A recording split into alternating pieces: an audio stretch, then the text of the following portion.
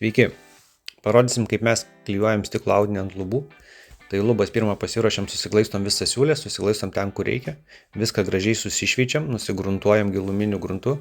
Mes iškart susižymim ir atsimušam linijas pagal stiklo audinio plotį. Susipjaustam tiek, kiek reikia stiklo audinio lakštų. Klijus tepam 2 kartais. Tai pirmas kartas toks lyg gruntas, bet iš karto ant viršaus tepam ir antrą kartą. Taip gan riebiai. Tada įplukdom stiklo audinį, su glaistyklė viską gražiai išvedžiojam, kad nebūtų kažkokių raukšlių ar burbulų.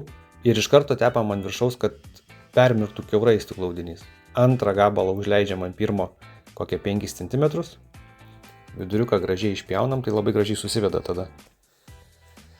Ir vėl tepam klijus ant pačio stiklo audinio, kad jisai permirktų kiaurai. Tai va čia matosi toks, kad tikrai mes tų klijų negailim, bet po to viskas gražiai įsivedžioja ir išdžiūna. Tai kol kas tiek. Dabar laukiam, kol išdžius. Vėl 2 kartus glaistysim, šveisim, gruntuosim ir dažysim. Tikėkimės, kad viskas pavyks puikiai.